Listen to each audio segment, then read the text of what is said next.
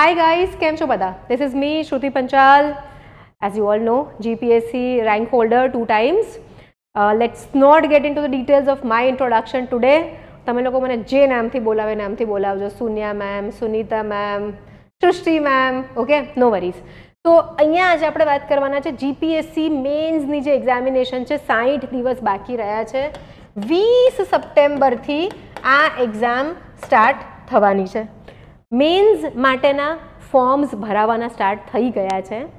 Also તમને એક update આપી દઉં, પિટિશન જે જીપીએસસીની ફાઇનલ આન્સર કી માટે થઈ હતી એનું આજે હિયરિંગ હતું અને જજ જે છે એમણે વિદ્યાર્થીઓ કે ઉમેદવારો જે છે એમના પ્રત્યે બહુ જ પોઝિટિવ વલણ આપ્યું છે અને જીપીએસસીને ઠપકો પડ્યો છે કે ભાઈ આ કોઈ રીત નથી એક્ઝામિનેશન લેવાની. તમે એવું તો શું કરો છો દરેક એક્ઝામમાં કે દર એક્ઝામમાં છોકરાઓએ કોર્ટ પાસે આવવું પડે છે અને જો કોઈ પરીક્ષાની અંદર 20 પ્રશ્ન 18થી 20% જેટલા પ્રશ્ન જે છે એ ખોટા પડતા હોય તો એ એક્ઝામ તમે કઈ રીતે પ્રોસેસ ડિઝાઇન કરો છો. અને હવે ફ્રાઈડેનું ડેટ આપી છે અને જજ જે છે જસ્ટિસ નિખિલ, એમનું મને સરનેમ યાદ નથી અત્યારે તો હું મિસપ્રોનાઉન્સ કરવા નથી માંગતી, જસ્ટિસ નિખિલે કહ્યું છે એમની સાથે સાથે કે હવે પીસ મિલ અપ્રોચ નહીં ચાલે, તમારે આનું કંઈક ફાઇનલ સોલ્યુશન લાવવું પડશે. તો પીસ મિલ અપ્રોચ એટલે કે જીપીએસસીના જે વકીલ હતા એમણે એવું કીધું કે સર અમે આના માટે રેમેડિયલ મેઝર્સ એટલે કે કંઈક સુધારો કરીને આવી રહ્યા છીએ, જીપીએસસીમાં સુધારાની પ્રક્રિયા ચાલી રહી છે. તો જજે કીધું કે ભાઈ તમે સુધારો રવા દો, તમે જ્યાં જ્યાં સુધારો કરવા જાઓ છો ને ત્યાં ઓર લોચા મારો છો, એના કરતાં કંઈક ઠોસ વસ્તુ કે નિર્ણય તમારે લેવાની જરૂર છે. ત્યારે એવું કહેવામાં આવ્યું કે ભાઈ 31 તારીખ છેલ્લી છે ફોર્મ ફિલિંગ માટેની મેન્સ માટે. ત્યારે જજે કહ્યું કે જ્યાં તમારા 20% પ્રશ્નો ખોટા છે ત્યાં તમે એક્ઝામના નેક્સ્ટ સ્ટેજ તરફ જવાની પ્રક્રિયા કેવી રીતે કરી શકો. તો કોઈ ચુકાદો નથી આવ્યો પણ આ જજ અને લોયર વચ્ચેની જે વાત હતી એ મેં તમારી સમક્ષ મૂકી છે. આપણા પ્રમાણે અત્યારે 20 સપ્ટેમ્બરે એક્ઝામ થવાની છે, 60 દિવસ બાકી છે અને આપણે આ 60 દિવસની અંદર શું કરવાનું છે જેથી કરીને આપણી મેન્સની એક્ઝામિનેશન સારી જાય એના વિશે આજે આપણે ચર્ચા કરીશું અને આ એક સિરીઝ મેં સ્ટાર્ટ કરી છે. તો આજે ફર્સ્ટ જે લેક્ચર છે આ સિરીઝનો એની અંદર આપણે કરી રહ્યા છીએ એક વસ્તુ ડીકોડિંગ એથિક્સ. એટલે કે ભાઈ આ વખતે એક્ઝામ જે છે એનું ફોર્મેટ ચેન્જ થયું છે. GS4 જનરલ સ્ટડીઝ 4 એક આખું જ પેપર એથિક્સ એટલે કે નીતિશાસ્ત્રનું ઉમેરવામાં આવ્યું છે. આની અંદર તમને હું સિલેબસ પાસે રહી જાઉં છું અને કઈ રીતે ભણવાનું છે, કઈ રીતે પ્રેક્ટિસ કરવાની છે, આ બધી જ વસ્તુઓ તમને સમજાવું છું. કારણ કે કેવું છે, મારી પાસે જે છોકરાઓ આવતા હોય છે એમાંથી મોટા ભાગના છોકરાઓ એવું કહે છે કે મેમ એથિક્સમાં તો કંઈ ખબર જ નથી પડતી, કંઈ વંચાતું જ નથી, મટીરિયલ પણ જે છે એ જોઈએ અને પછી પ્રીવિયસ યર ક્વેશ્ચન જોઈએ તો એનાથી કંઈ લખાઈ જાય એવું લખાઈ શકાય એવી શક્યતા લાગતી નથી. તો તમારા બધા જ કન્ફ્યુઝન્સ આજના લેક્ચરમાં એથિક્સ વિશેના આપણે ક્લિયર કરીશું. ઓકે, એન્ડ અગેન દર વખતે હું લેક્ચરના સ્ટાર્ટમાં સોરી કહું છું, આજે લેક્ચરના મિડલમાં સોરી કહું છું કે બહુ બધા મારે વિડીયોઝ લઈને આવવા હોય છે બટ પોસિબલ નથી થતું બિકોઝ દિશા બેચ જે મેન્સની બેચ છે એમાં થોડુંક બિઝી હોઉં છું, થોડીક વધારે નહીં, થોડીક બિઝી ફાઉન્ડેશન બેચ અને ફાઉન્ડેશન બેચની ચિંતામાં, થોડીક બિઝી પેપર કાઢવામાં. We are coming up with a test series also. અમારી એપ્લિકેશન છે એની ઉપર ટેસ્ટ સિરીઝ મળી જશે. ઓકે, તો GS4 નીતિશાસ્ત્ર આખું એક નવું પેપર એડ કર્યું છે. 25 માર્કની 8 કેસ સ્ટડી પૂછાવાની છે અને કેસ સ્ટડી જે છે પહેલાં પણ જીપીએસસીના સિલેબસમાં લખેલું હતું કે કેસ સ્ટડી પૂછાશે પણ કોઈ દિવસ પૂછાઈ નથી.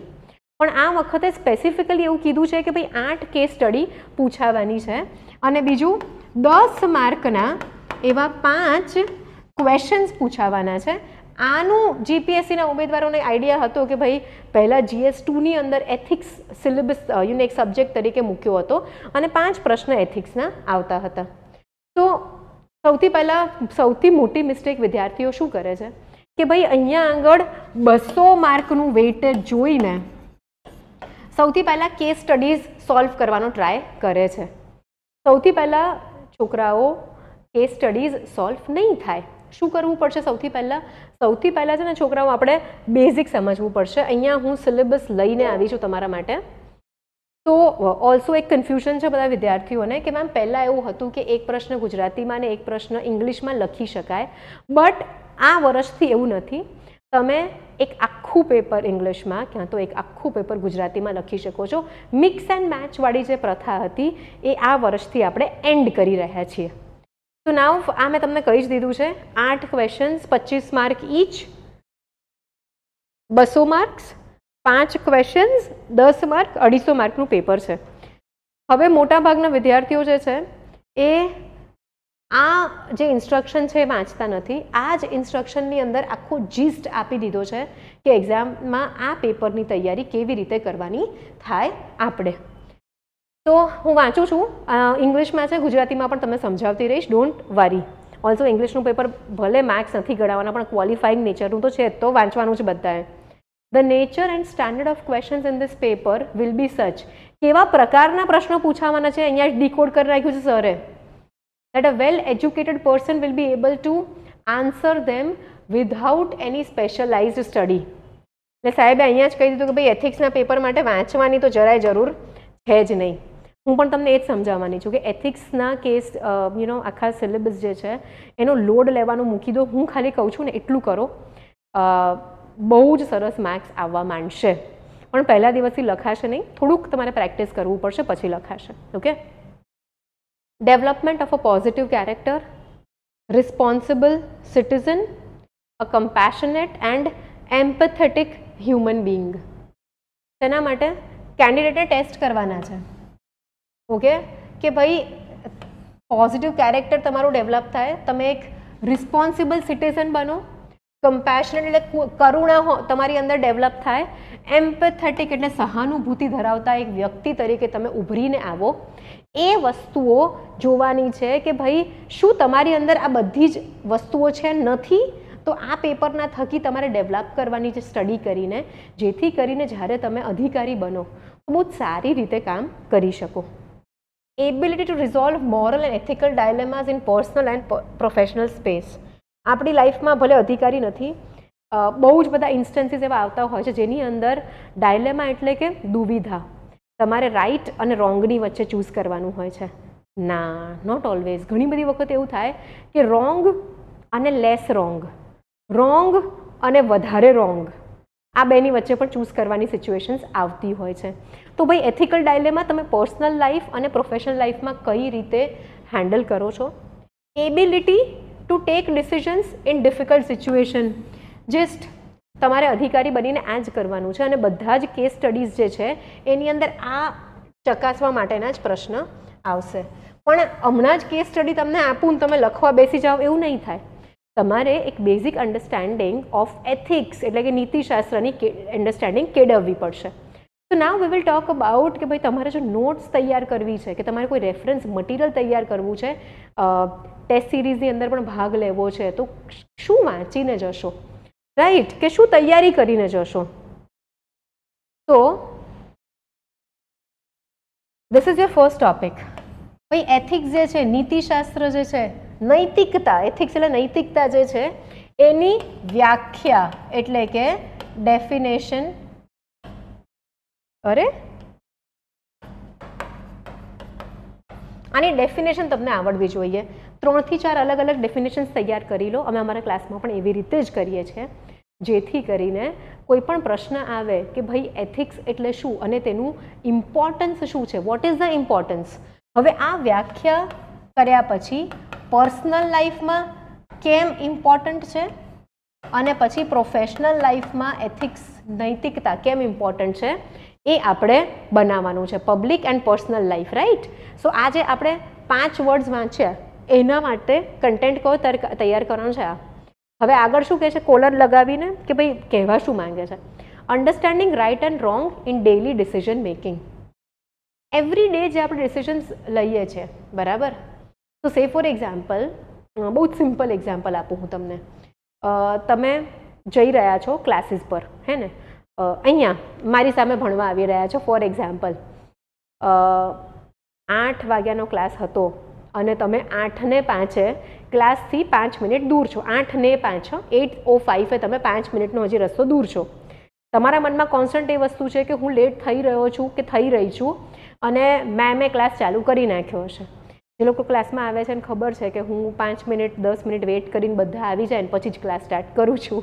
સો એટલો લોડ નહીં લે વિદ્યાર્થીઓ. પણ ઇમેજિન કરો, નાવ રસ્તામાં there is a blind person જે રોડ ક્રોસ કરવાનો ટ્રાય કરી રહ્યો છે અને તમારી જેમ બીજા બધા લોકો પણ સખત ઉતાવળમાં છે.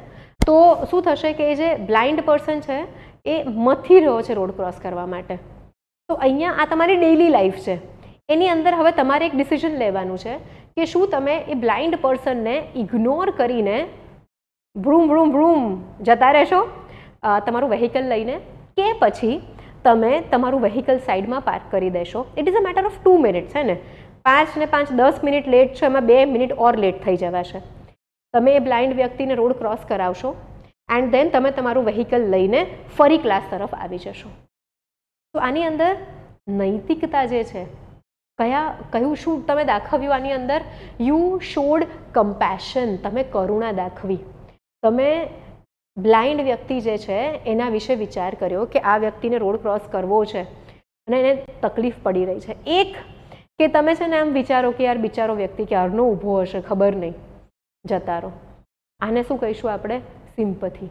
જ્યાં તમે પોતાની જાતને જે નબળું છે એના કરતાં વધારે હોશિયાર ગણો છો, રાઈટ. બીજું એમ્પથી, કે યાર મારી સાથે આવું થાય તો મને કેવું ખરાબ લાગે. આપણે કેટલું મતલબ આ બિચારાની કેવી મેન્ટલ સ્થિતિ હશે, કેટલું કન્ફ્યુઝ હશે ને કંઈ દેખાતું નહીં હોય. ઇફ યુ નો, અહીંયા બ્લાઇન્ડ પીપલ્સ એસોસિએશન છે, અંધજન મંડળ છે અમદાવાદમાં.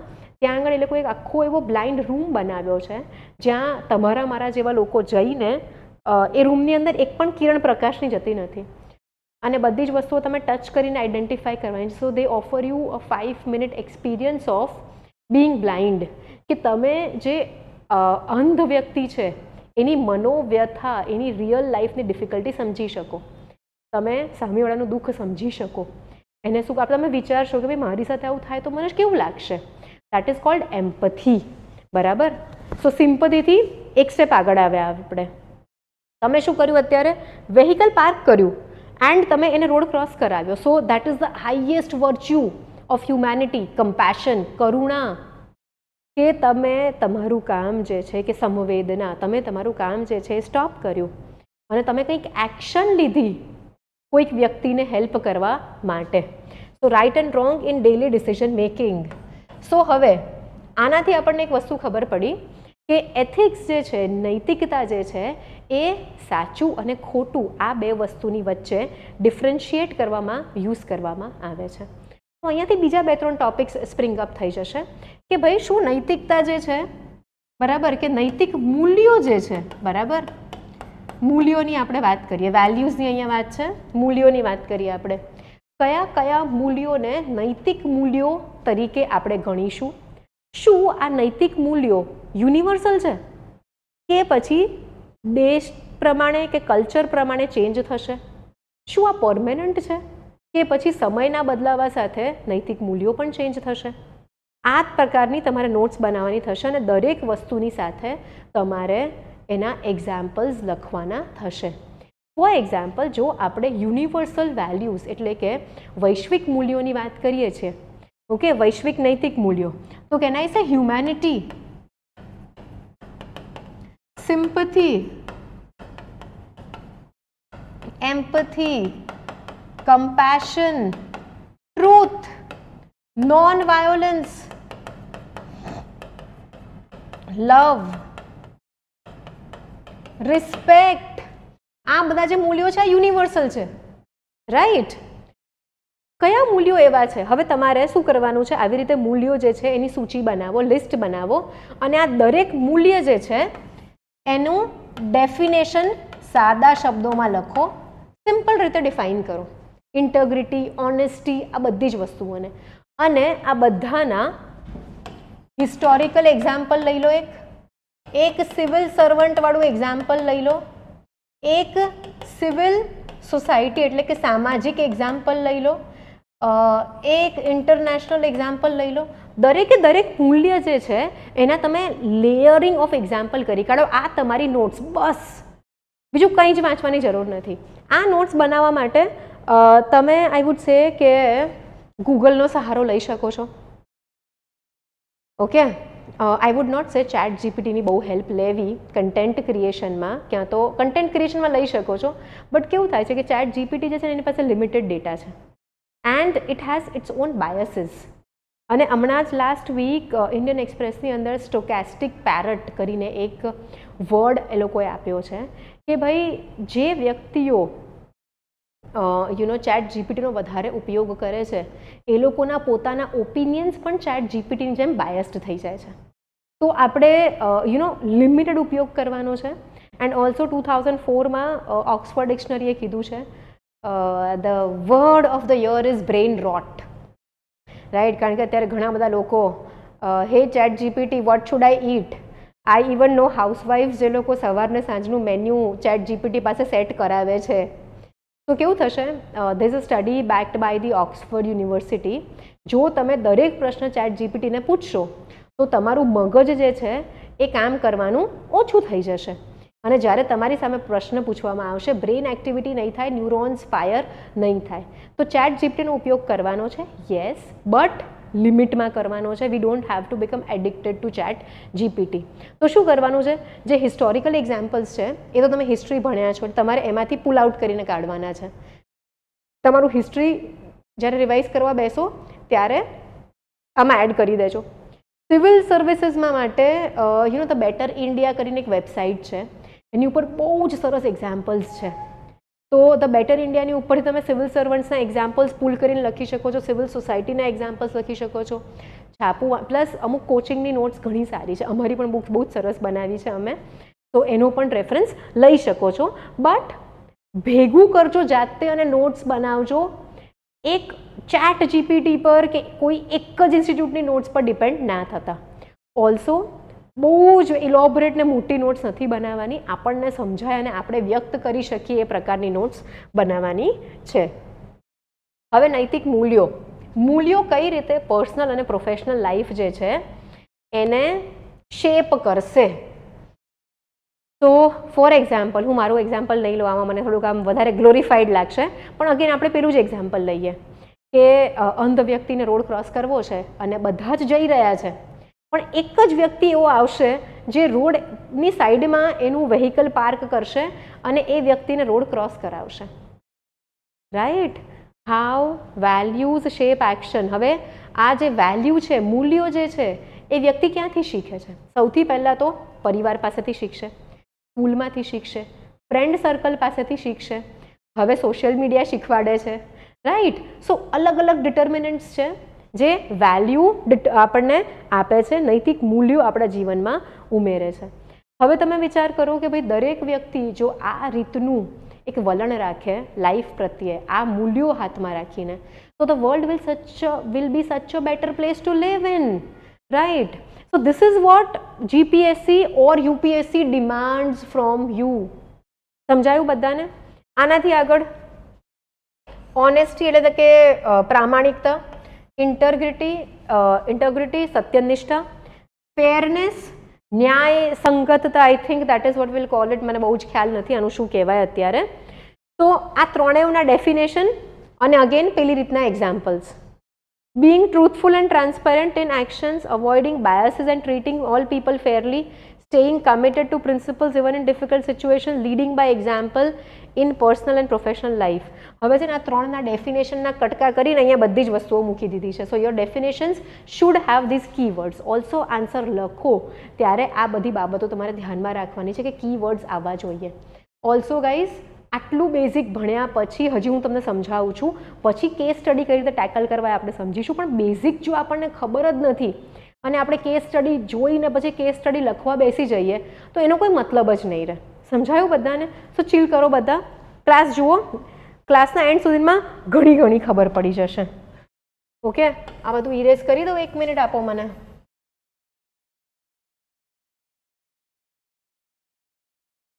જો હું છે ને બહુ ટાઈમે વિડીયો લઈને આવીશ, પણ ઓલવેઝ એવા જ વિડીયો લઈને આવીશ જેનાથી તમારું વેલ્યુ એડિશન થાય નોલેજનું અને તમારા જે પણ પ્રોબ્લેમ્સ છે એ સોલ્વ થાય.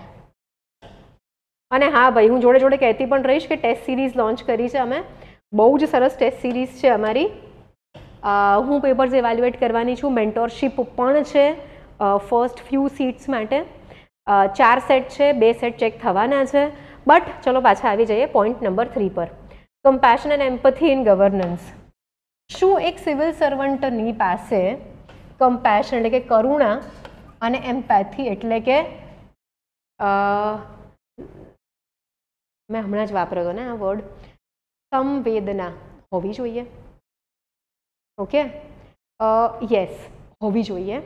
બટ શું આપણે રૂલ્સ તોડીને આપણી આ બે ક્વોલિટીઝ બતાવીશું? ના, રાઈટ. એક કેસ સ્ટડી છે ને તમારો આ ટોપિક પર આવશે કે ભાઈ ફોર એક્ઝામ્પલ એક વૃદ્ધા છે.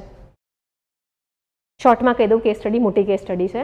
એમને લાસ્ટ યર એક મકાન અલોકેટ થયું હતું, પણ ડ્યુ ટુ સમ રીઝન એમણે એ મકાન સેલ કરી નાખ્યું. ના થાય ટેકનિકલી, પણ કેસ સ્ટડીમાં આપ્યું છે કે સેલ કરી નાખ્યું અને હવે એ રોડ પર રહે છે. નાવ એમણે ફરી એપ્લાય કર્યું છે અને એમની પાસે જવા માટે કોઈ જગ્યા નથી, ખાવા માટે કદાચ ખાવાનું પણ નથી.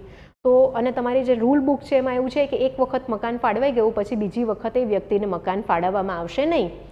તો શું તમે કમ્પેશન અને એમ્પથી રાખીને એ વૃદ્ધાને મકાન ફરી અપાવશો? ના, તમે રૂલ ઓફ લોની અગેન્સ્ટ નહીં જઈ શકો. બરાબર. કમ્પેશન અને એમ્પથી તમે ક્યાં શો કરશો? તમે કોઈક NGO એવું શોધી કાઢશો જે એ વૃદ્ધાને મદદ કરશે. તમારી ડાયરેક્ટ ડ્યુટી નથી, પણ તમે કમ્પેશન અને એમ્પથીથી કરી રહ્યા છો. બરાબર. આ બહુ જ ઇમ્પોર્ટન્ટ છે. Understanding the struggles of ordinary citizen, sensitivity towards weaker and marginalise section, ensuring justice and dignity for all, serving people with humility and kindness. તો જુઓ, આ જે કાઇન્ડનેસ છે ને આ એક વેલ્યુ થઈ ગઈ. Definition, examples. Humility, definition, examples. Sensitivity towards weaker and marginalise sections, આનું પણ એક ડેફિનેશન બનાવો અને એક્ઝામ્પલ્સ મૂકો. Moral courage and taking the right stand. આ તમારો કેસ સ્ટડી માટેનો પોઈન્ટ થઈ ગયો કે ભાઈ તમને પોલિટિકલ પ્રેશર છે, તમને પૈસા મળી રહ્યા છે, તમને જાનથી મારી નાખવાની ધમકી મળી રહી છે. એવી ડિફિકલ્ટ સિચ્યુએશનમાં તમે શું કરશો?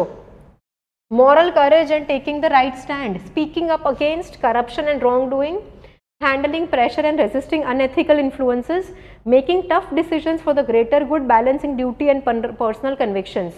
આની અંદર જસ્ટિસ ચંદ્રુનું એક્ઝામ્પલ તમે લખી શકો સત્યનિષ્ઠામાં, કમ્પેશનમાં, એમ્પથીમાં. Then I would say moral courage and taking the right stand. Satyendra Dubey is a fabulous example, right? આની અંદર પણ 5-7 એક્ઝામ્પલ્સ બનાવી દો. કઈ રીતે એ લોકોએ બેલેન્સ કર્યું છે. રીડ, છોકરાઓ વાંચવાનું છે અને ગોખવાનું નથી, સમજવાનું છે એને, રાઈટ? કે કયા IAS ઓફિસરે કે IPS ઓફિસરે કેવી રીતે કોઈક જગ્યાનું કરપ્શન ઓછું કર્યું હતું. હવે જો એકદમ બીજું તમને ક્લીશે એક્ઝામ્પલ કહી દઉં આનું, compassion and empathy in governance. બરાબર. So when I talk about compassion and empathy in governance, તો યાદ કરો આર્મસ્ટ્રોંગ પામે, બધા જ લખવાના છે પેપરમાં, આપણે બી લખીશું. It's okay. મૌલિકતા જાળવવાની છે પણ બેઝિક વસ્તુઓ તો લખવાની જ છે. એમણે શું કર્યું હતું? પથ્થર, હથોડી અને પેલું એ લઈને પહોંચી ગયા હતા અને પથ્થર કાપીને, માઉન્ટેન કાપીને રસ્તો બનાવવાનો ટ્રાય કરી રહ્યા હતા. Later, since he was an IAS officer, he got lot of media coverage. અને પછી એમણે ફેસબુકની ઉપર ક્રાઉડ ફંડિંગ કર્યું, પૈસા ભેગા કર્યા, રોડ બનાવ્યો અને એકે એક વસ્તુ, મજૂરને પૈસા આપ્યા હોય, 5 રૂપિયાની ખિલ્લી મંગાવી હોય કે પછી JCB ભાડે આવ્યું હોય, બધી જ રસીદ એમણે એ ફેસબુકના ગ્રુપ પર અપલોડ કરી હતી.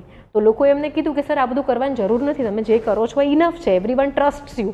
તો એમણે કીધું ના, પબ્લિકના પૈસા છે, તો પબ્લિક નીડ્સ ટુ નો કે આ પૈસા જે છે એ ક્યાં વપરાઈ રહ્યા છે. તો ટ્રાન્સપરન્સીનું ગજબ એક્ઝામ્પલ, ઓનેસ્ટી, ઇન્ટગ્રિટી, કમ્પેશન, આ બધી જ વસ્તુઓનું બેસ્ટ એક્ઝામ્પલ છે. IAS ઓફિસર આર્મસ્ટ્રોંગ પામે, ગજબ પર્સન છે. પણ એવું નહીં પછી બધા જ આન્સરમાં આર્મસ્ટ્રોંગ પામે લખો. આવા ઘણા બધા બીજા ઓફિસર્સ છે એના એક્ઝામ્પલ્સ આપણે સમજવાના છે.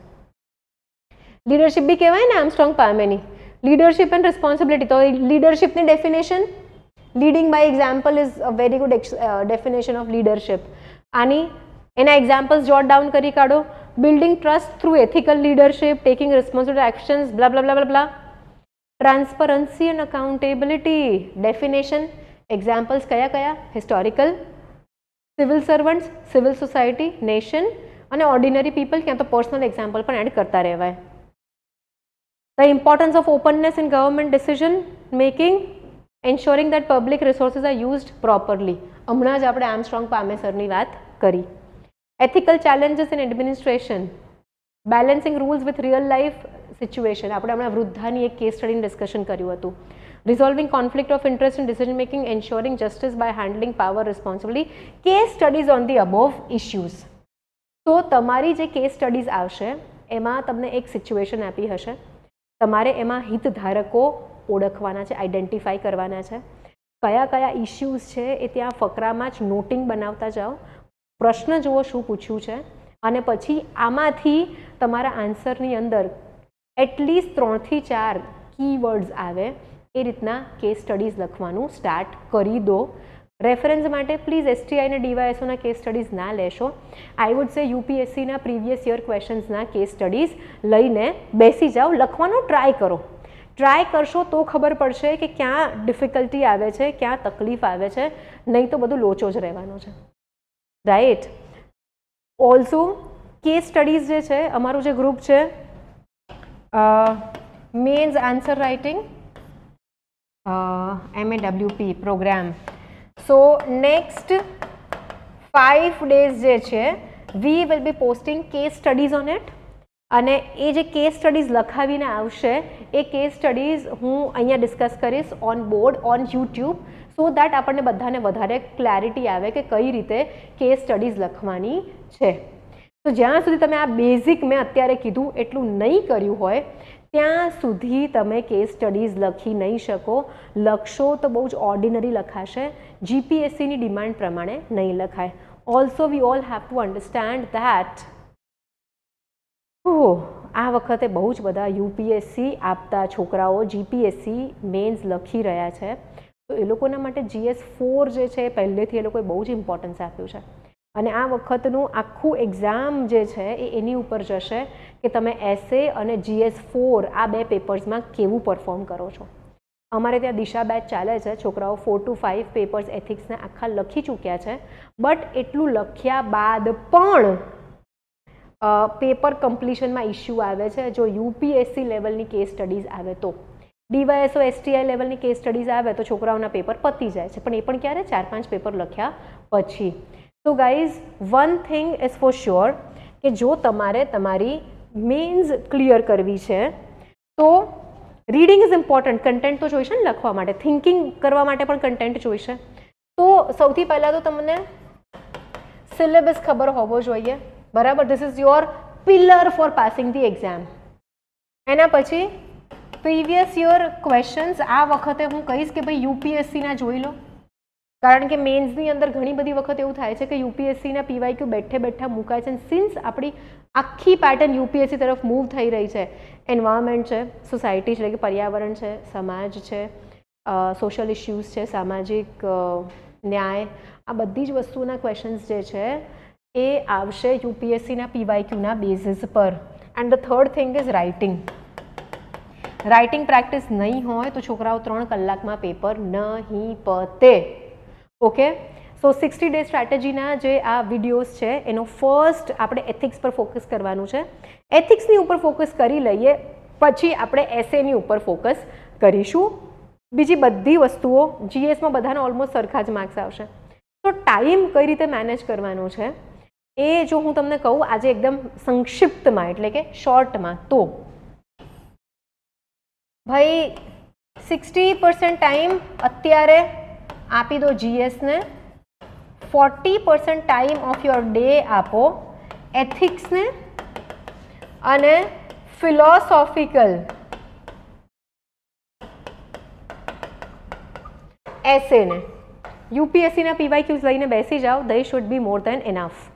This is the weightage હું આઈડિયલી આપું જો મારે એક્ઝામ આપવાની હોય તો. સમજાયું ગાઈઝ? તો આજે આટલું જ. તમને સાચું કહું 1-2 આન્સર્સ છે ને મેં રેકોર્ડ કર્યા હતા તમારી સમક્ષ મૂકવા માટે, પણ એટલી ઉતાવળમાં કર્યા હતા ને કે મને મૂકવાની ઈચ્છા નથી થઈ રહી કારણ કે હવે જૂના થઈ ગયા.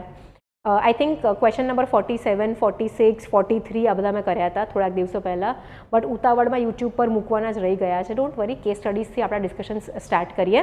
સો this is it from me. Bye bye guys, take care, study well, હેલ્થનું ધ્યાન રાખો, વરસાદ છે, મચ્છર છે, so please be careful, have a clean diet, study well, sleep well, feel happy. સરસ લખાશે. Okay, bye bye guys, take care, see you soon.